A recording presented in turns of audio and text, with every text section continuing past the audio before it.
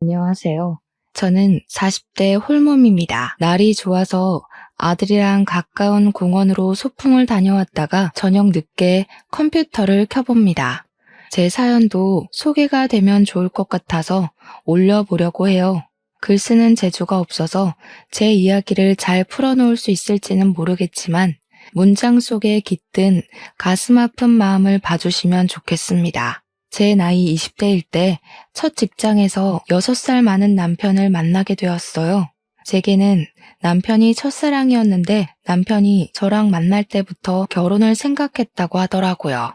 그 마음이 영원히 변치 않을 마음일 줄 알았던 저는 남편을 받아들였고 그렇게 자연스러운 순서를 밟아 결혼을 하게 되었습니다. 제가 30대로 들어섰을 때 결혼식을 올렸어요. 결혼을 결정했을 때 양가 집안 형편이 크게 다르지 않아서 어른들로 인해 결혼 반대에 부딪히는 일은 딱히 없었습니다. 남편은 결혼을 약속하기 전 제게 제주도에서 살고 싶다고 한 적이 있어요. 결혼을 하게 되면 서울 직장 그만두고 제주도로 내려갈까 하는데 제 허락이 필요하다고 하더라고요. 멀쩡한 직업을 왜 그만두냐고 물었더니 우리 가정을 위해서 좀 더 돈 되는 일을 하고 싶다네요. 그래서 미리 알아둔 일자리가 있는데 학교 선배가 제주도에서 하는 뱃일이 돈이 좀 된다고 해서 그걸 해볼까 한답니다. 저보고도 일 안 해도 된다고 아이 갖고 육아만 해달라고 하길래 그때만 해도 저는 순수하게 남편을 의지만 했어요. 그래서 저 또한 일을 그만두고 남편과 함께 생전 발 들여본 적 없는 제주도로 내려가 살게 되었습니다. 저희는 제주도에 입성하고 머지않아 임신을 하게 되었어요. 사랑스러운 아들이었습니다. 남편은 약속대로 정말 열심히 돈을 벌었고 또 많이 벌었어요. 남편이 고생해주는 덕분에 경제적으로 어려운 점은 하나도 없었습니다. 다만 남편이 일 때문에 집에 오래 머물 수 없어서 신혼을 마음껏 즐기기는 어려웠어요. 저는 거의 홀로 산부인과를 다니고 홀로 몸조리를 했습니다. 남편한테 칭얼거릴 수도 없었어요. 남편이 저랑 아들을 위해 밤낮으로 애를 쓰고 있는 걸 알았거든요. 새벽에 나가고 새벽에 들어오는 남편을 위해 제가 할 수 있는 응원은 남편의 내조를 열심히 하는 것밖엔 없었습니다. 남편이 밥이라도 든든히 먹을 수 있게 도시락을 꼬박 싸줬고 동료들과 같이 먹으라고 많은 양의 간식도 만들고 그랬어요. 남편이 몸 힘들게 그러지 말라고 했는데도 가정을 위해 한 사람만 노력하도록 지켜볼 순 없었습니다. 또 남편에게 그렇게 마음을 표현하는 것이 제 나름 보람 있어서 좋기도 했고요. 제가 출산까지만 해도 저랑 남편 사이에는 문제가 없었어요. 어느덧 제가 출산을 하고 아들을 안게 된 남편과 저의 행복이 극에 달했을 때 불행은 시작되었어요. 그 불행의 원흉은 다름 아닌 시모의 존재였습니다. 생각지도 못한 골칫거리가 나타나서 일상이 제대로 흐트러지기 시작했어요. 시모는 제가 출산을 한 지 얼마 안 돼서 시부랑 조론을 하셨어요. 시부랑 같이 살기 지긋지긋하다고 다 늙은 나이에 이혼을 해버렸습니다. 너무 개방적인 마인드라서 놀라긴 했지만 시모의 의사를 존중하고자 했어요.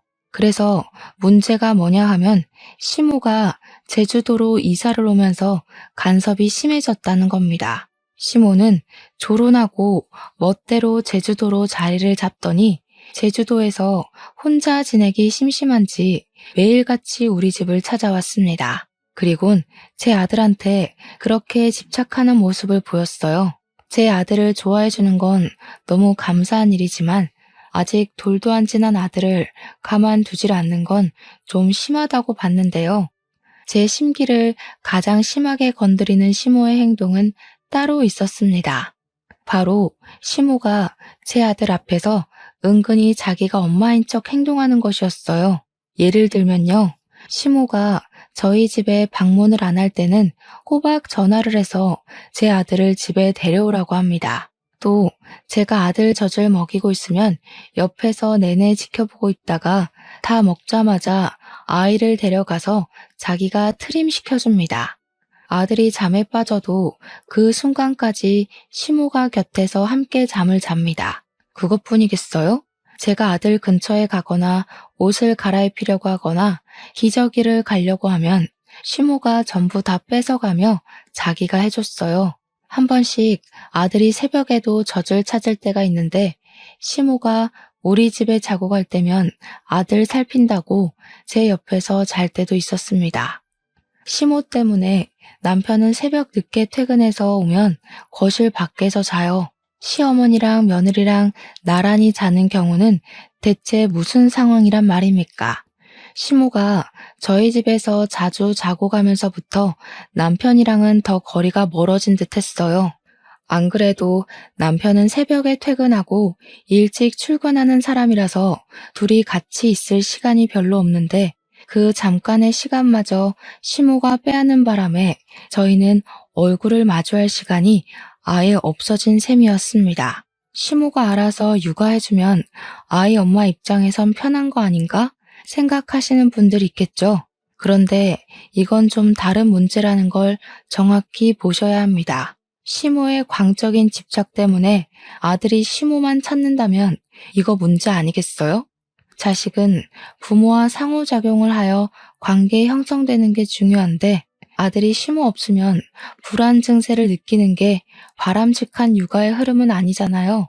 그래서 제가 참다 못해 시모에게 정중히 말을 해본 적도 있었어요. 시모가 어김없이 자고 가는 날이었고 자연스럽게 제 아들을 안고 방으로 들어가려길래 말로 시모를 붙잡았습니다. 어머님, 오늘도 주무시고 가실 거예요?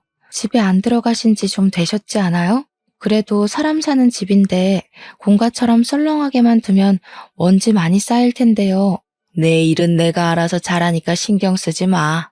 그리고 우리 손자가 이 할미 좋다고 안 떨어지려는데 어떡하겠어? 왜?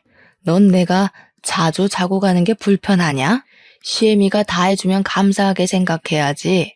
너는 가서 쉬어라. 심심하면 내 아들 먹을 음식이나 해놓던가. 이때 제가 느낀 기분이 뭔 줄 아십니까? 그 순간 제가 마치 대리모가 된 기분이었어요. 제 아들이 아니라 시모의 아들을 지켜보고 있는 기분이었습니다. 이게 말이 되는 상황인가요? 아이를 봐주는 것도 한두 번이지 제가 일을 안 해서 충분히 애를 볼 수 있는데 아들 근처도 못 오게 하니까 갈수록 스트레스가 쌓였어요. 시모랑 안 맞는 부분이 있다고 바로 성질부터 내는 며느리는 없잖아요. 참을 만큼 참다가 더는 안 되겠을 때 며느리들도 폭발을 하지 않습니까? 저도 시모가 남편의 엄마이기도 하고 제 아들의 할머니이기도 하니까 최대한 좋게 이해해 보려고 노력했어요. 그러나 저도 한계가 있는 사람이더라고요. 시모 때문에 제 아들을 많이 안아보지도 못했는데 아들이 뒤집기를 하는 것도 물건을 만지기 시작하는 것도 자리에 앉는 것도 전부 시모가 먼저 본 뒤 제게 사진으로 보여줘요. 제가 집안일을 하는 동안 놓쳤던 아들의 모습을 항상 시모를 통해서만 봐야 하는 것이 점점 화가 나기까지 했습니다. 어떤 날에는 너무 서러워서 남편 퇴근하는 시간까지 안 자고 있다가 피곤에 찌들어 들어오는 남편에게 투정을 부린 적도 있었어요. 그날 남편은 제가 울면서 마중을 하고 있자 많이 당황했습니다. 나 어머님 때문에 너무 속상해. 지금도 어머님이 애 손도 못 대게 둘이서 자고 있어. 왜 어머님이 나랑 아들 사이를 갈라놓고 가운데서 자냐고. 계속 이대로 지내야 되는 거면 나 못 견딜 것 같아. 당신이 어머님한테 말 좀 해주면 안 돼? 그랬어? 알았어. 내가 엄마한테 잘 말해볼게. 아마 엄마는 당신한테도 도움될 거라 생각하고 그런 걸지도 몰라. 내일 내가 엄마랑 대화해 볼 테니까 울지 말고. 남편도 그 부분에 대해서 문제를 느끼긴 했었는지 제게 굉장히 미안해했고 제 눈치를 봤습니다. 그날 밤은 저를 다독여주느라 자는 시간을 조금 빼앗기기도 했어요. 그게 미안해서 저도 조금 자고 일어나 남편이 좋아하는 음식으로 도시락을 준비해서 출근을 보냈습니다. 남편 말대로 남편이 시모한테 말은 해본 것 같았어요. 하지만 남편은 시모의 드센 성격을 이길 만한 위인은 못 되는 사람이었습니다. 시모는 오히려 제게 냉담한 태도를 보이면서 이전과 다를 바 없게 행동했어요. 불만이 있었으면 나한테 직접 말을 하지 그랬니? 그리고 내가 앞으로 살면 얼마나 더 산다고 손자 조금 안고 있는 걸로 그렇게 불만을 가져야겠어? 나 죽으면 네가 실컷 끼고 살 아들이잖아. 그 몇 년도 못 참아주니? 네 아들이기 전에 우리 아들 핏줄이니까 할미인 나도 손자랑 가까이 지낼 권리가 있는 거야. 그건 네가 애 엄마고 해서 간섭하면 안 되는 거라고. 그런 말이 아니잖아요. 어머님께서 제 아들한테 친근한 할머니 돼주는 건 감사하죠. 근데 문제는 어머님께서 아이 엄마인 제가 해야 할 몫까지 다 뺏어간다는 거예요. 아들이 저를 낯설어하는 지경까지 됐다고요. 애 엄마로서 이 정도 속상한 마음은 표현할 수 있는 거잖아요. 누구나 내 자식은 내 품에서 크게 하고 싶은데 어머님 관심은 너무 과하세요. 기가 막히네. 애 봐줬다고 작작하라는 사람은 또 처음 본다. 시끄럽고 나는 내 방식대로 손자 사랑해주는 것뿐이니까 더 이상 말 마라. 시모는 제 불평을 들어줄 생각이 없어 보였습니다. 남편한테도 저렇게 말했을 것이 분명해 보였어요. 사실 순한 남편한테 부탁하면서도 시모를 설득 못 시킬 거란 예측은 살짝 했었습니다. 시모가 독불장군처럼 시부 쫓아내는 거 보세요. 여지가 얼마나 드셌으면 남자가 쫓겨날까요? 그래도 시모가 제 아들한테 나쁜 짓 하는 건 아니니까 한 번 더 참아보려고 했습니다. 시모가 세상이 없기 전까지는 계속 보고 살아야 되는데 심각한 갈등을 만들고 싶진 않았거든요. 저도 조금 욕심을 낸 부분이 있다면 젖 먹일 때는 시모가 없는 곳에서 먹이려고 대놓고 말씀드렸어요. 그랬더니 시모가 저를 째려보면서 얼굴에 불만을 한가득 품었지만 도끼를 품고 덤벼들진 않았습니다. 그 덕에 아들과의 유일한 시간을 마련했는데요. 당황스럽게도 생각지도 못한 문제가 생겨버렸어요. 아들이 하루하루 지날수록 시모랑 더 안 떨어지려고 하더라고요. 이젠 정말 시모가 엄마라도 되는 듯 잘 때 시모가 없으면 엉엉 울기 시작했습니다. 제가 안아주면서 달래도 목청 나가라 울부짖어요. 그러다 시모가 안아주면 울음 뚝 그치고 골아 떨어집니다. 그것 때문에 시모는 더 우리 집에서 지냈어요. 아들이 시모한테 전적으로 몸을 맡기면서부터 제가 당당하게 나서서 아이 엄마의 권리를 주장하기가 애매해졌습니다. 그렇다고 아들 좋을 대로 내버려 두기엔 저는 여전히 시모의 육아 방식이 마음에 안 들었어요. 시모는 제 아들이 자다가 조금만 뒤척거리면 그 기척에 일어나서는 아들 살피면서 말을 걸었고 기저귀 살피면서 아들의 잠을 깨웠고 잠에 깨면 무조건 분유를 먹여서 재우곤 했어요. 이러다 제 아들 수면질이 다 망가지고 우식증까지 올까봐 갈수록 걱정되더라고요. 더 이상 참는 게 힘들어서 저는 결국 시모에게 또 한 번 불평을 드러냈어요. 지난번엔 불평뿐이었다면 이번에는 불평을 담은 어떤 선포였죠. 어머님, 이제부터 제 아들은 제가 돌보고 싶은데요. 어머님이 도와주시는 거 감사한데 저 어머님 도움 필요 없어요. 그리고 똑똑히 좀 아세요. 손자랑 아들은 다른 거예요. 엄마가 버젓이 있는데 할머니가 왜 애를 봐요? 저는 수백 번을 생각해도 잘못된 것 같아요. 뭐야? 지금 내가 걸리적거린다는 거냐? 엄마가 보든 할미가 보든 애만 잘 크기만 하면 되는 거 아니야? 내가 분명 말했지. 나한테도 아이 볼 권리 있다고. 자꾸 권리 따지시는데 그렇게 따지면 그 권리를 가질 순위는 어머님보다 10개월을 품고 있었던 제가 우선순위 아닐까 싶은데요. 아이 엄마 되는 사람이 그만해달라고 하면 그래야 되는 거 아닌가요? 저 어머님 도움 필요 없으니까 앞으로는 집에 가서 주무시고 일주일에 2~3번만 와주세요. 제 말에 열이 받는지 얼굴이 달아오른 시모는 제게 하고 싶은 욕을 다 퍼붓고 집으로 돌아갔어요. 그 뒤로 삐쳤는지 우리 집을 아예 안 오더라고요.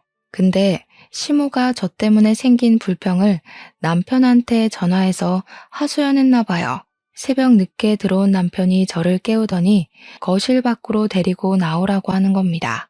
내가 요 며칠 엄마한테 시달리느라 더 피곤해. 당신도 엄마한테 불만 있으니까 내가 웬만하면 내 선에서 해결하려고 했거든? 근데 생각할수록 당신이 좀 더 심했다는 생각이 드네.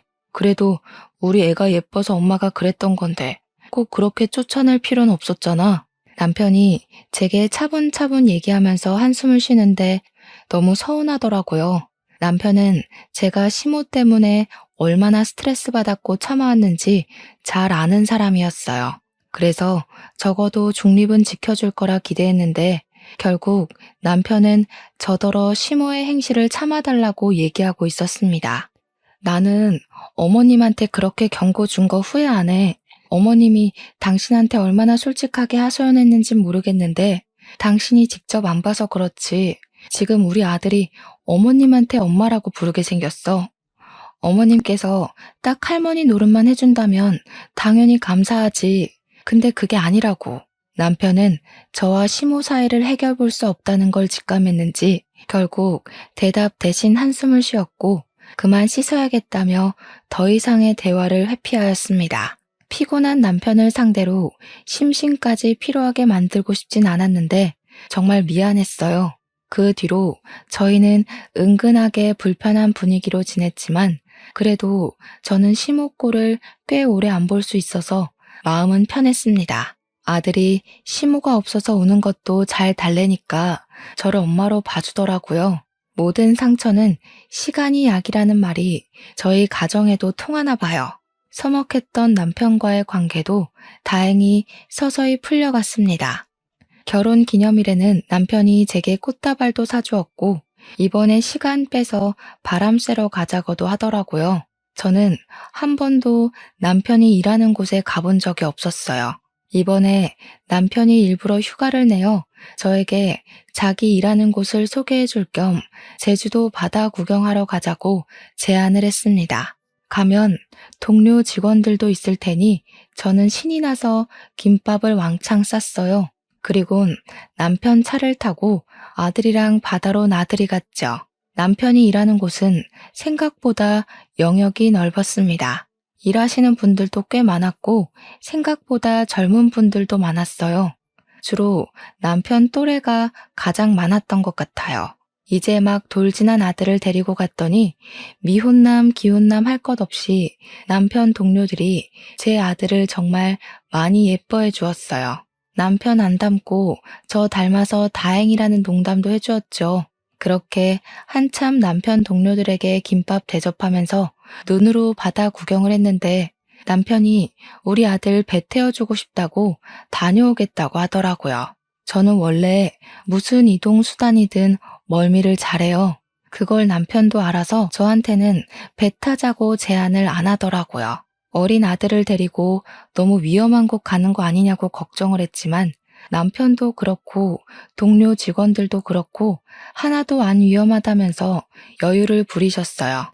남의 손이면 불안해서 거절했을 텐데 애 아빠가 애랑 같이 타는 거니까 안심을 했습니다. 배 타고 멀어지는 아들과 남편에게 손을 흔들어주면서 인사를 했고 사진도 찍었어요.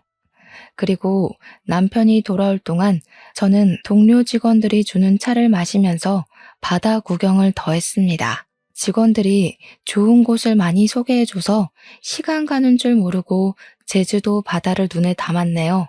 그리고 저는 몇 분 뒤, 저는 세상에서 가장 큰 비극을 맞게 되었어요. 배를 타고 떠났던 남편이랑 아들이 실종되어 버렸다는 겁니다. 남편이 타고 간 배는 작은 배였는데 뜻하지 않게 배에 문제가 생기는 바람에 침몰하는 사고가 났다는 거 아니겠어요? 그 소리를 듣자마자 바로 주저앉아 버렸습니다. 주변 사람을 붙잡고 거짓말하지 말라고 몇 번이나 사실 확인을 하였어요.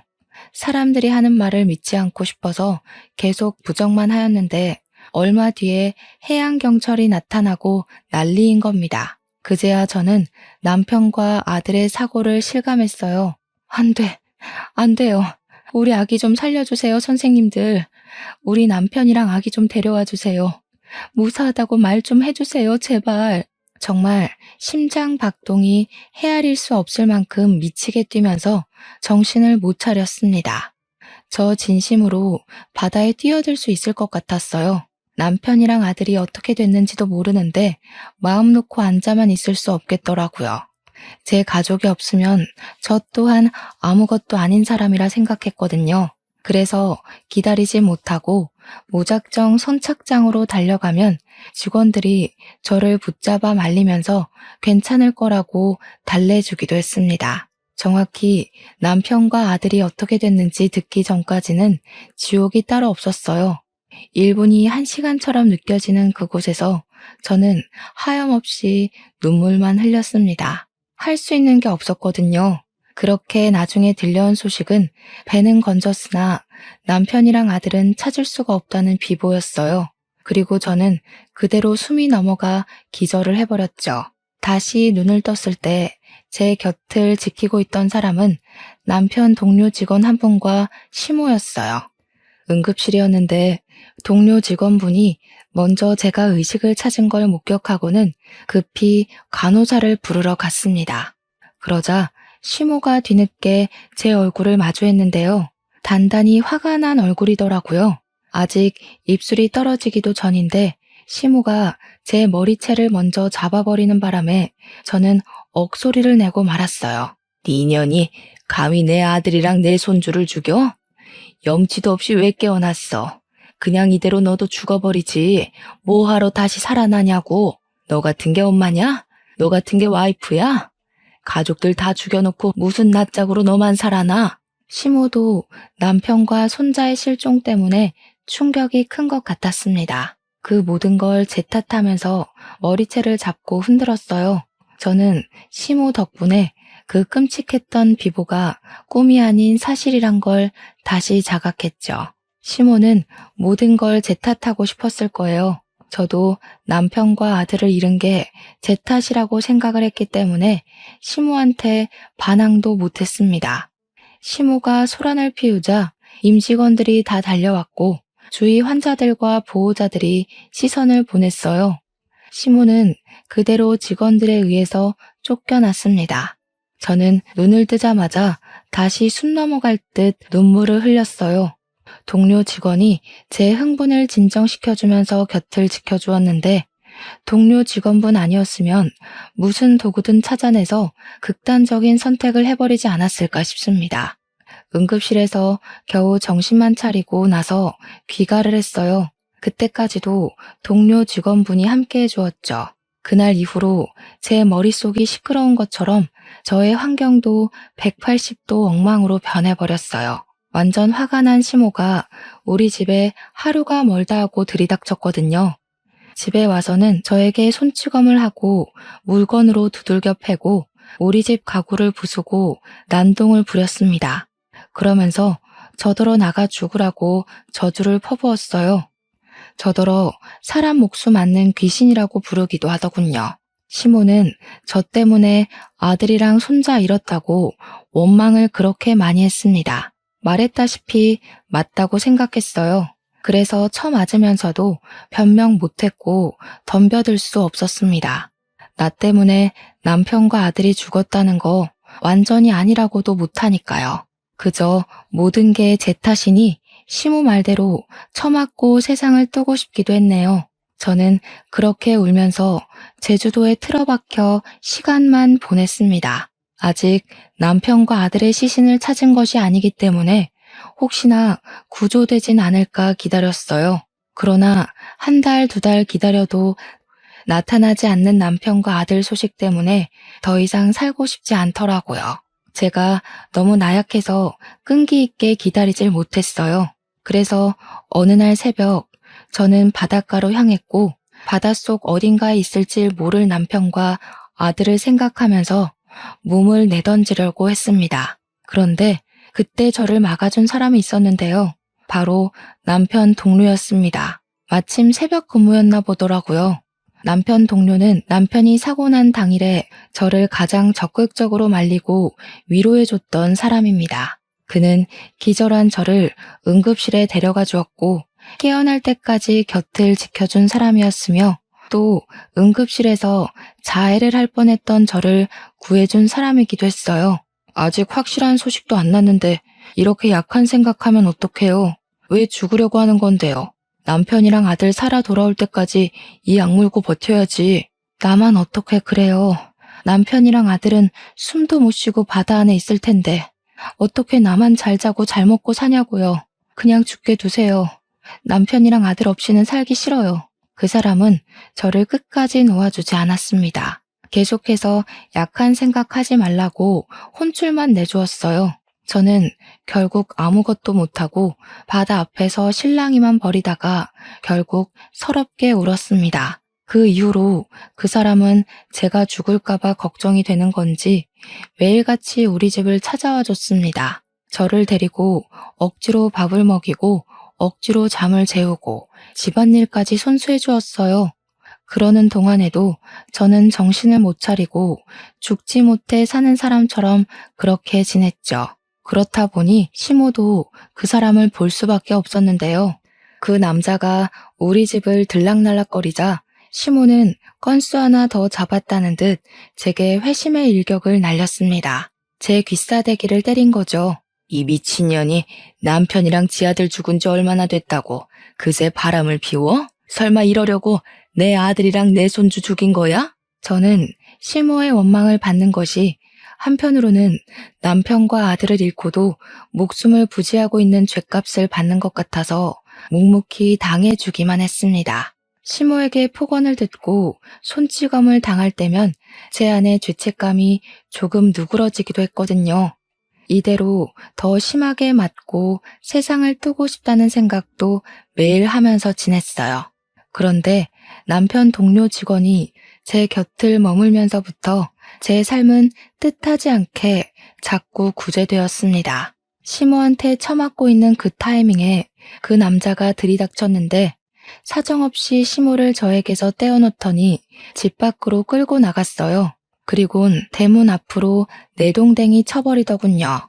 한 번만 더 이 집 찾아오거나 근처에서 얼씬거리면 아줌마도 똑같이 만들어줄 거예요. 남자한테 주먹 맞아봤어요? 그 연세에 남자 주먹 맞으면 이빨 몇 개는 털릴 거예요. 이른 나이에 틀니 끼고 싶으면 계속 찾아오던지. 시모는 그 남자의 협박을 받고 난 후 정말로 발길을 끊어버렸습니다. 다신 찾아오지 않았어요. 나중에 알아보니 이사를 갔더라고요. 그것도 그 남자가 말해줘서 알았습니다. 시모를 볼 때마다 남편이랑 아들 생각이 나서 더 많이 울곤 했는데 시모가 없으니까 시간이 흐를수록 그 남자가 말하는 대로만 생각하게 되더라고요. 그 남자는 끊임없이 제게 괜찮다, 잘했다, 행복했으면 좋겠다 그런 긍정적인 말들만 해줬어요.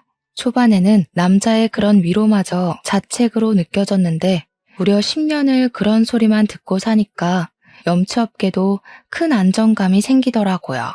그 남자는 고맙게도 10년씩이나 제 곁에 있어 주었습니다. 그저 동료 직원의 아내일 뿐인데 이렇게까지 신경을 써줄 수 있다는 것이 정말 대단하지 않습니까? 저는 그 남자 덕분에 제 아들과 남편을 마음에 잘 묻을 수 있었어요. 사랑하는 가족들의 죽음을 좀 더 건강하게 받아들일 수 있었다는 겁니다. 저는 그제야 그 사람의 진심이 보였어요. 자기의 삶 일부를 포기하고 그 시간을 저한테 쏟아준 것이 큰 은혜라고 생각했습니다. 너무 고마워서 10년이나 지나서야 그분께 감사 인사를 전했네요. 진수 씨 덕분에 제가 어떻게 살아가야 될지 알게 됐어요. 늘 고마웠는데 이제야 인사드려서 미안해요. 나 이제 괜찮으니까 앞으로는 진수 씨 인생 살았으면 좋겠어요. 제가 진수 씨 시간을 너무 많이 뺏은 것 같아요. 본의 아니게 제가 그 남자의 발목을 잡고 있었을지도 모른다는 생각도 들었어요. 그래서 나 이제 괜찮다고 말했던 건데 그러자마자 그 남자가 해주는 말에 무척 당황했습니다. 그분이 제게 이날이 오기만을 기다렸다고 하면서 진심을 고백하는 겁니다. 저를 좋아한다고 했어요. 생각지도 못한 고백이라서 당황스러웠습니다. 그러나 저 역시 그 사람에게 많이 의지했고 그 사람의 고백을 받는 순간 저 또한 마음이 있다고 느꼈어요. 10년 만에 처음으로 두근거렸거든요. 얼떨결에 저는 그 사람과 재혼을 약속하고 말았어요. 얼마 만에 기쁜 소식인지 행복한 기분을 느낀 제 스스로가 너무 어색하여 어안이 벙벙했던 걸로 기억합니다. 저는 그 남자가 이끌어주는 대로 재혼 준비를 조금씩 해나갔어요. 그런데 그 과정에서 정말 심장이 벌렁거릴 만큼 뜻밖의 반전이 일어났습니다. 재혼을 위해 호적을 정리하려고 서류를 떼러 간 날이 있었는데요. 그때 그 서류를 보고 뭔가 이상함을 감지했어요. 제 아들이 주민등록 말소만 된 상태였고 사망신고는 안 되어 있더라고요. 심지어 남편까지도 말이죠. 남편과 아들의 시신은 끝내 찾지 못했지만 그렇다고 사망신고가 안 되어 있을 줄은 몰랐습니다.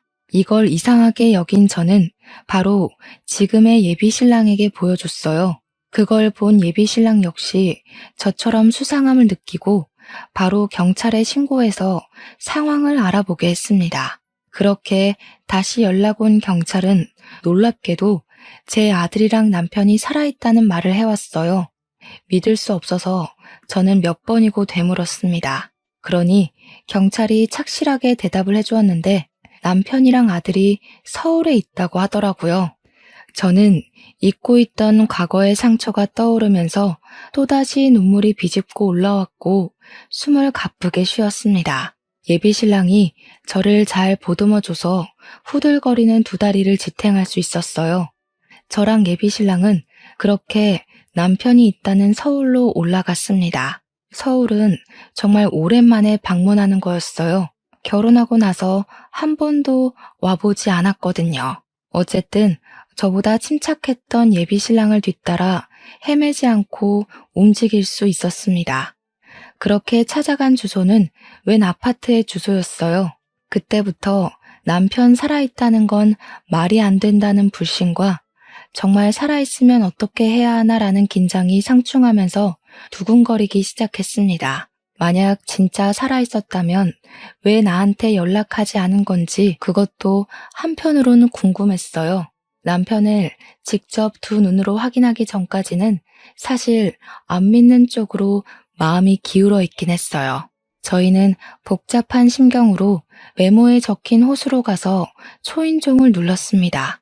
얼마 뒤 웬 모르는 여자가 내다보았어요.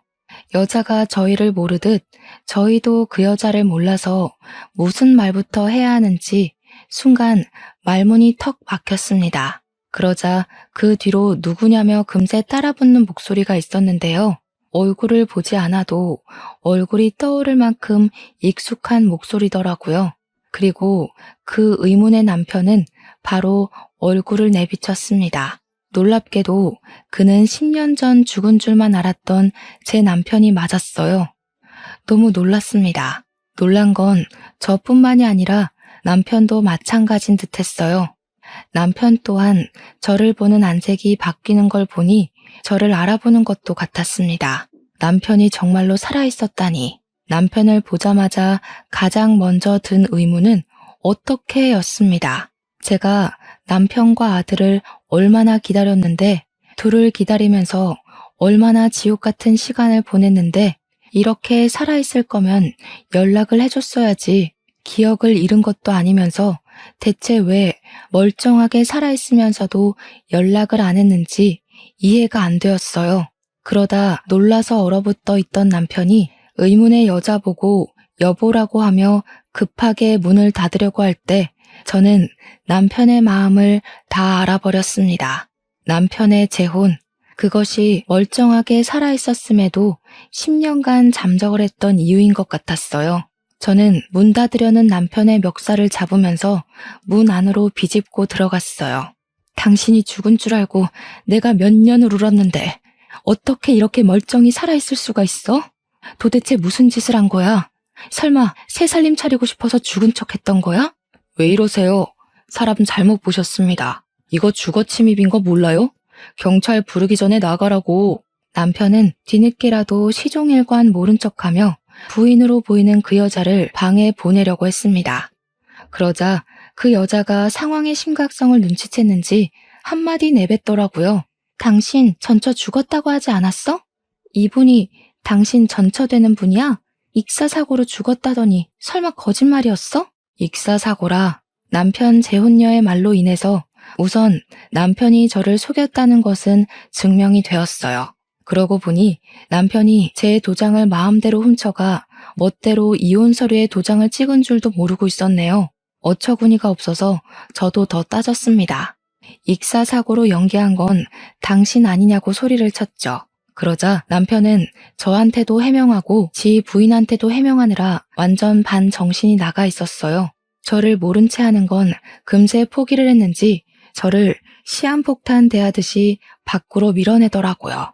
밖에 나가 있으면 다 설명해준다고 말이죠. 10년이나 거짓말을 쳐놓고 고작 한다는 말이 나중에 설명해주겠다니 참 기가 막혔습니다. 남편이 저를 버리고 재혼을 했다는 것도 알았고 남편 마음엔 제가 애초에 없었다는 것도 알아버려서 남편의 변명 따위는 들을 필요가 없어졌어요. 다른 거 다 쓸데없고 저는 당장 제 아들을 눈으로 확인하고 싶었습니다. 근데 아무리 둘러봐도 아들로 보이는 아이가 이 집안에 없는 겁니다. 마음이 조급해져서 다시 남편을 붙잡고 따졌어요. 내 아들 안 죽었지?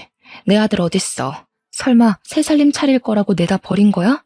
당장 말 안 하면 저 사진 속에 있는 네 새끼도 똑같이 만들어버릴 줄 알아. 우리 아들보다는 어리지만 그래도 유치원생 정도로는 보이는 여자애가 찍혀있는 가족 사진이 거실 벽에 덩그러니 걸려 있었습니다. 제가 어린애로 협박을 하자 남편 재혼녀가 더 놀라서 남편을 재촉했어요.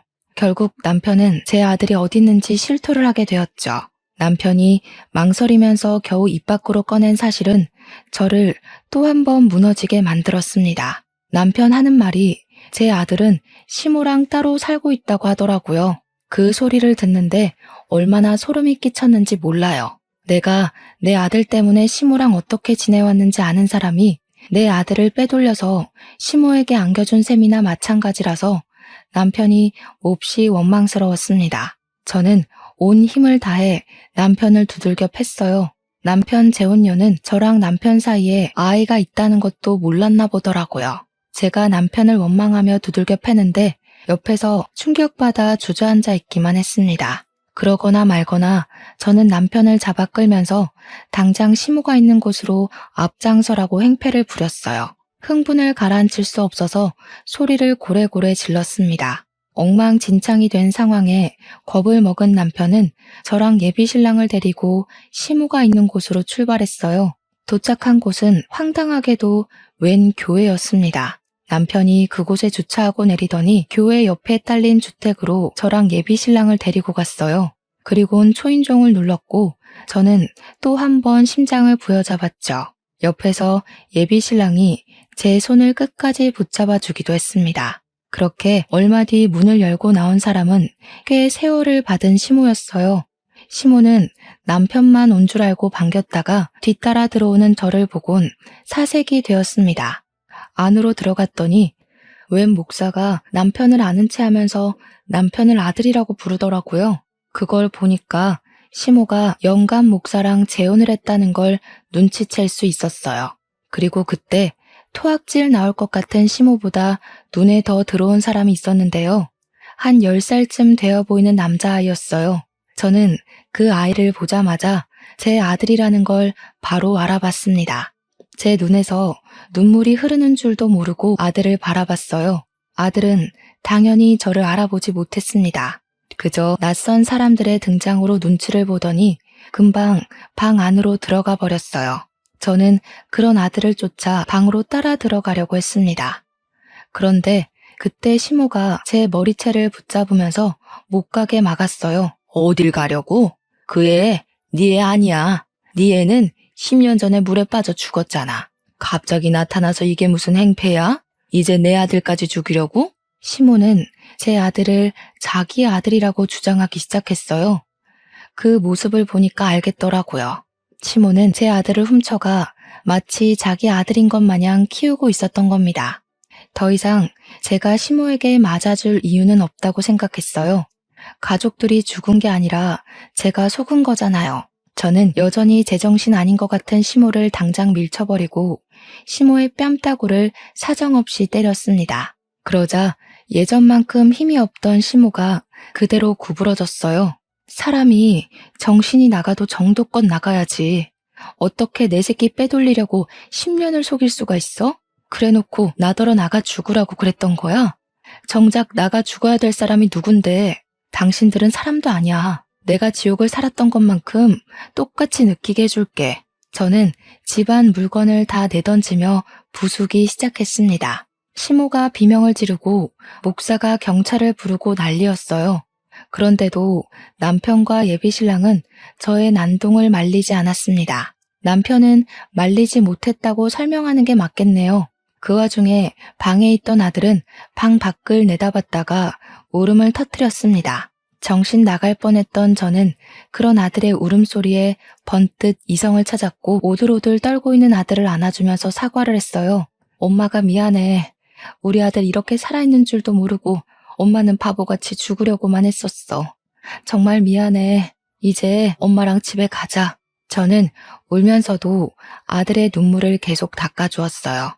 그리곤 아들 손을 잡고서 그대로 집을 나가려고 했죠. 그런데 시모가 손자 나가는 걸 어디 가만히 지켜볼 사람이겠습니까? 시모는 바로 제 아들 팔을 잡고 늘어지면서 아이를 넘어뜨렸어요. 그리곤 10년 전처럼 제게 폭언을 퍼부으며 발길질을 했습니다. 안 돼. 못 데려가. 내 새끼야. 이때까지 자식 없이 잘만 살아놓고 왜 지금에서야 나타나선 잘 살고 있는 애를 데려간다는 거야? 어차피 새로 시집 갈 거 아니야? 그럼 새로 애 낳고 살아. 이 애는 죽은 걸로 치고. 정신 나간 소리 하는 시모를 저는 더 이상 못 참고 아동 납치로 이 교회를 신고해버렸습니다. 발악하는 시모는 예비신랑이 막아줬어요. 그런데도 시모는 반성은커녕 신고하는 제게 증거가 있냐고 따지면서 더 뻔뻔하게 나올 뿐이었습니다. 증거는 이미 남편과 내 아들이 살아있음으로 증명이 되는 거라고 박박 우기기만 했는데 그 순간 예비 신랑이 나서서 확실한 답을 주었어요. 내가 증인이에요. 내가 그때 그 사고를 다 기억하고 있고 사고로부터 10년이 지난 지금까지 쭉 저 녀석이 시키는 대로 하고 있었으니까요. 예비 신랑은 남편을 쳐다보면서 남편이 이 모든 걸 시키고 지휘했다고 말하고 있었습니다. 그건 저도 놀란 사실이라 아무 말도 못했어요. 그 순간 예비 신랑의 말이 사실이라는 건 조급했던 남편이 알아서 증명을 해주었는데요. 남편이 예비 신랑 붙잡으면서 비밀로 해주기로 하지 않았냐고 애원하기 시작하더라고요. 알고 보니 상황은 이러했습니다. 시모가 자기의 뜻대로 안 따라주는 제가 싫어서 남편과 손자를 빼돌릴 계획을 했고 그 과정을 남편도 동의하여 남편이 적극적으로 나서서 계획을 꾸민 거였어요. 배의 사고로 위장할 테니까 제가 물으면 그렇게 말만 해달라고 제 예비 신랑한테 부탁했다는 겁니다. 예비 신랑은 남편이 그저 동료라서 시키는 대로 했었는데 너무 고통스러워하는 저를 보곤 죄책감을 느껴 10년간 옆에서 붙어 있었다고 했어요. 그렇게 매일 붙어 있다 보니까 정말 마음이 생겼던 거라네요. 이제야 말해줘서 미안하다는 예비 신랑의 고백에 저는 주저앉아서 하염없이 눈물을 흘렸습니다. 그 사이 경찰이 와서는 남편과 시모를 아동 납치범 및 사기 죄명으로 붙잡았습니다. 그리고 이건 조사 과정에서 밝혀진 덤인데 그 교회가 헌금 횡령, 보조금 횡령 사실까지 드러나 버렸지 뭡니까? 시모 재혼남까지 구속이 되어버렸어요. 그 교회는 문을 닫게 되었죠. 그리고 저는 아들이랑 예비신랑과 함께 제주도로 내려왔습니다. 예비신랑에겐 정말 미안하지만 재혼을 다시 생각해보자고 말을 전했어요. 예비신랑을 많이 사랑하지만 제가 10년간 아무것도 못하고 죽을 것처럼 살았던 걸 제일 가까이서 봤으면서 그걸 긴 시간 묵인하고 있었다는 것이 너무 배신으로 다가왔거든요. 현재의 예비신랑은 이별을 통보한 제게 기다리겠다고 하면서 매일같이 집 앞에 찾아와 용서 구하는 편지를 넣고 갑니다. 예비 신랑 또한 저를 많이 사랑하고 있다는 거 알고 있습니다. 충분히 느껴져요. 하지만 사랑하는 마음이 크기 때문에 배신감마저 더 크게 다가오네요. 예비 신랑도 제게 걱정거리지만 일단은 저를 낯설어하는 아들을 우선적으로 신경 쓸 예정이에요. 엄마를 모르는 아들의 심정을 차근차근 보듬어 줄 것이고 완전히 틀어져 버린 모자 관계를 회복하고자 애쓸 겁니다. 제 시간이 이제야 다시 흐르는 기분이네요. 아들에게 못다 준 사랑을 갚으면서 살아가겠습니다. 제 사연은 여기까지예요. 들어주셔서 너무 감사드려요.